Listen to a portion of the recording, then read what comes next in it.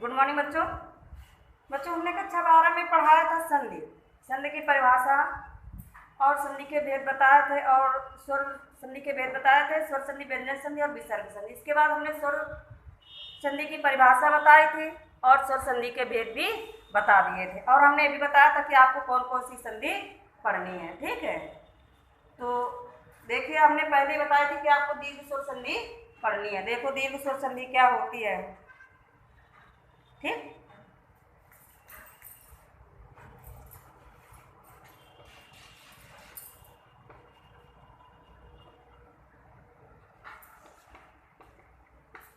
दीर्घ स्वर संधि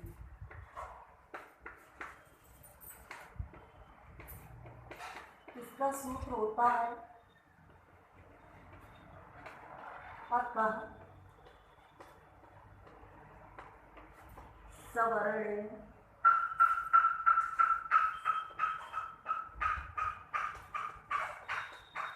दीर्घ, अतः सवर्णे दीर्घ, ये इसका सूत्र होता है। ठीक है, यानी प्रत्याहार से रिलेटेड होती है सारी संधियां, बशर्ते प्रत्याहार हम आप लोगों को नहीं बताएंगे। ठीक है, अट प्रत्याहार के अंतर्गत आते हैं ये जो दीर्घ स्वर संधि होती है। देखो इसका नियम क्या होता है।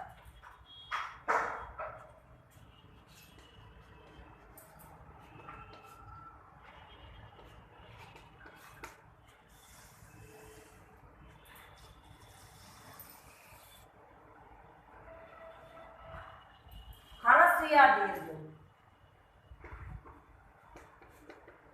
ह्रस्व या दीर्घ, आ, ई, उ, री, री। ह्रस्व या दीर्घ का मतलब होता है ह्रस्व भी छोटा भी हो सकता है, दीर्घ का मतलब बड़ा आ भी हो सकता है। छोटी ई भी हो सकती है, बड़ी भी, छोटा ऊ भी, बड़ा ऊ भी, छोटी री और बड़ी री, यानी सब छोटे बड़े दोनों हो सकते हैं। के बाद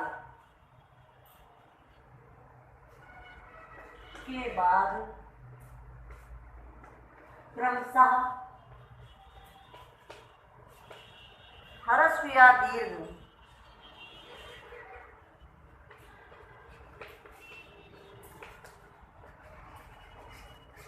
ह्रस्व या दीर्घ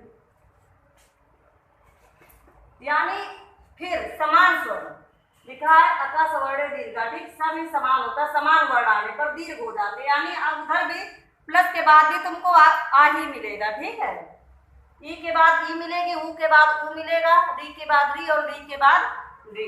ह्रस्व या दीर्घ आ, ई, ऊ, री, री, री, री, री, आए तो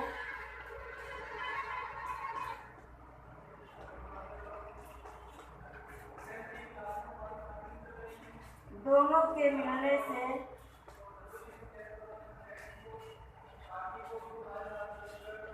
दीर्घ आ, ई, ऊ, री, वैसे री बहुत कम मिलती है दीर्घ। ठीक है बच्चों, दीर्घ री हो जाते हैं।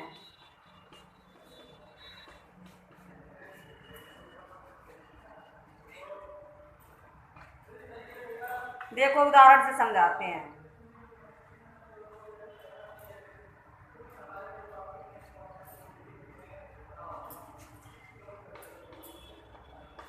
जैसे पहले हम बड़ा, छोटा और बड़ा आ के उदाहरण बताएंगे, ठीक, फिर छोटी ई के, फिर छोटा ऊ यानी ऊ के, फिर री के, फिर री के, क्रम से बताएंगे। देखो तब समझ में आ जाएंगे।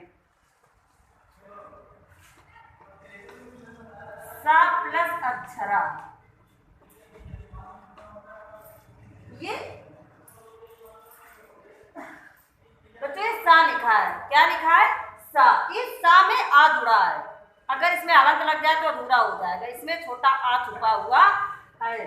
ठीक, तो आ प्लस आ हमने लिखा है ह्रस्व या दीर्घ आ, ई उ दी ली के बाद क्रमशः ह्रस्व या दीर्घ आ ई यू आर, फिर वही इधर भी आ इधर भी आ, तो क्या मिला दोनों जा करके, दोनों के मिलने से दीर्घ हो जाते हैं, साक्षरा हो जाएगा,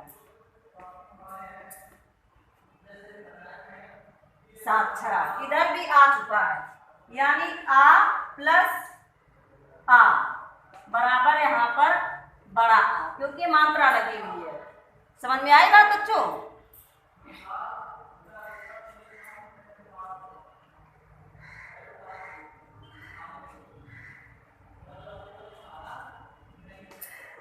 मत प्लस अनुसारम बराबर मतानुसारम।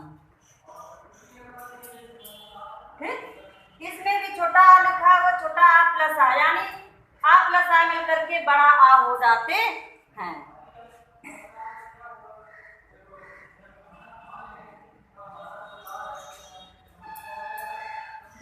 परम प्लस अर्था बराबर परमार्था। ठीक,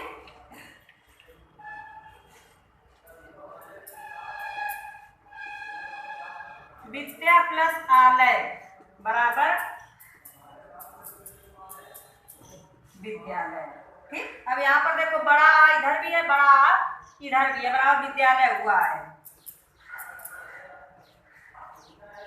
विद्या प्लस अर्थी बराबर विद्यार्थी। अब इधर देखो बड़ा आ इधर छोटा आ, फिर भी मिलकर के इधर बड़ा आ ही हुए जाकर विद्यार्थी। ठीक है बच्चों, अब देखो ई के उदाहरण कुछ, हिम प्लस आलय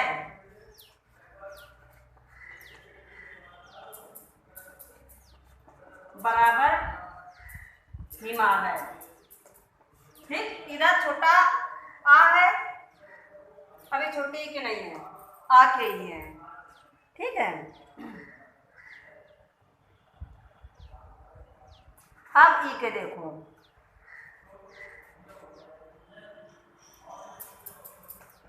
कवि प्लस इंद्रा बराबर कविंद्रा, यानी छोटी ई प्लस छोटी ई, छोटी ई प्लस छोटी ई मिलकर के बड़ी ई हुए जा करके। ठीक है,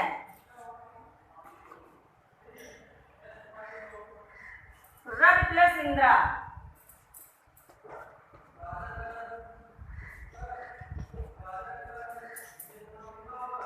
बराबर रविंद्रा।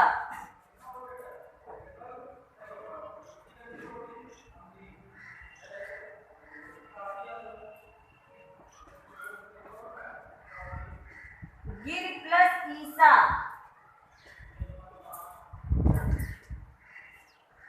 बराबर गिरीसा। अब यहाँ पर देखिए छोटी ई है इधर बड़ी ई, कोई भी आए, चाहे इधर बड़ी ई आए और इधर छोटी ई हो, चाहे दोनों छोटी ई हो चाहे दोनों बड़ी ई हो। ठीक है, इधर जब बनेगा दोनों के मिलने से बड़ी ई ही आएगा। ठीक है बच्चों,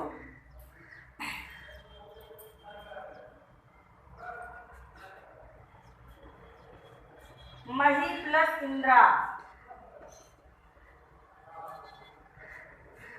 बराबर महिंद्रा।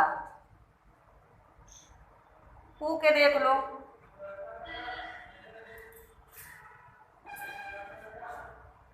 भान प्लस उदया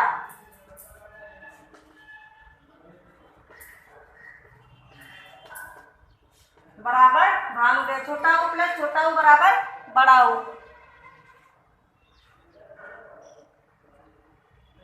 वधु प्लस उत्सवा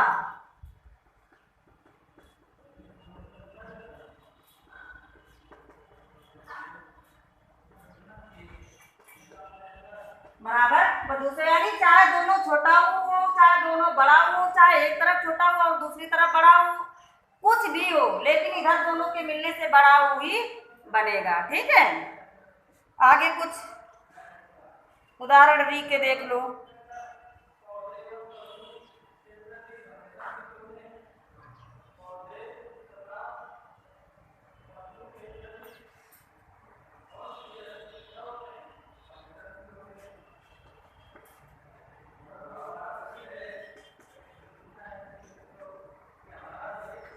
धन ऋणम बराबर वितरणम। ठीक है बच्चों, देखो बच्चों री और ली का वैसे दीर्घ होता नहीं है। री और ली का हमने पहले बताया था कि इनका दीर्घ नहीं होता है। चाहो तो यहाँ पर लिखो और चाहो तो इनको ना लिखो। ठीक है, इनका दीर्घ बहुत कम मिलता है, देखने को फिलहाल ये ऐसे ही लिखे जाते हैं। ठीक है,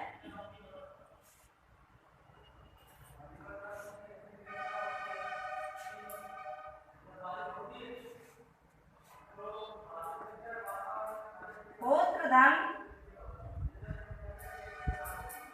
ऋकारा बराबर गोत्रकारा। री प्लस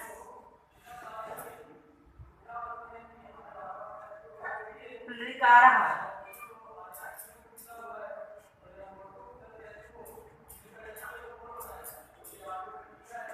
बराबर ऋकारा। तो ठीक है बच्चों, इसका भी दीर्घ नहीं होता, री और री का दीर्घ नहीं होता। ठीक है, तो ये तुम्हारी दीर्घ स्वर संधि थी। इसको ध्यान से लिखिएगा, फिर ध्यान से इनके उदाहरणों को पढ़िएगा। पूरा एक एक उदाहरण जब पढ़ोगे तो सब समझ में आ जाएगा कि ये कैसे दीर्घ हुआ है। ठीक है, तो आज के लिए इतना ही। कल आगे हम दूसरी संधि पढ़ाएंगे। थैंक यू बच्चों।